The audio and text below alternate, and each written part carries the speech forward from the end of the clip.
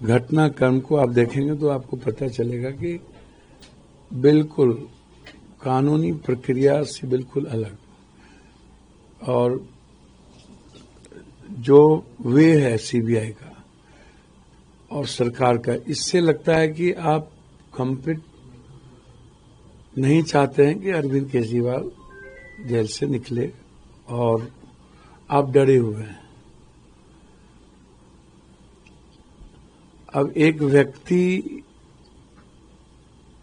के खिलाफ हाईकोर्ट में जिस तरीके से बिना कागजात के स्टे किया गया और फिर सुप्रीम कोर्ट के बेल के पहले आप कह रहे हैं हमने गिरफ्तार कर लिया, यह जो तरीका है ना, ये तरीका बताता है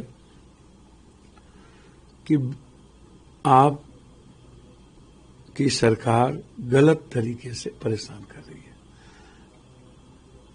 और इसी को हम कहते हैं अघोषित तानाशाह।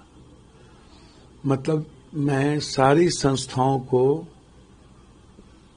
कानून की मर्यादाओं का पाठ खत्म हो गई, संविधान को दरकिनार कर दीजिए और सारा टूल्स बीजेपी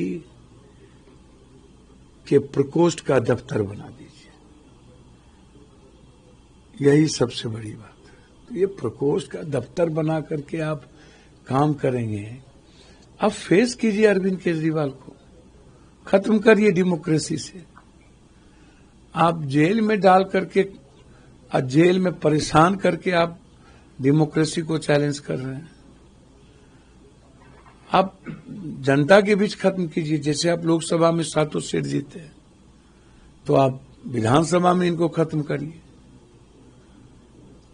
तो आप जनता पर भरोसा नहीं है, आप न्यायालय पर छोड़ दीजिए। न्यायालय पर भी भरोसा नहीं, जनता पर भी भरोसा नहीं, सिस्टम पर भी भरोसा नहीं, बस आपको सिर्फ हिटलर शाही पर भरोसा है, तानाशाह पर भरोसा है। तो ये नहीं चलेगा। सर, एक सवाल ये है कि आम आदमी पार्टी का जो अभिभाषण होगा उसको बहिष्कार करेगी। देखिए, मैंने पहले भी कहा है कि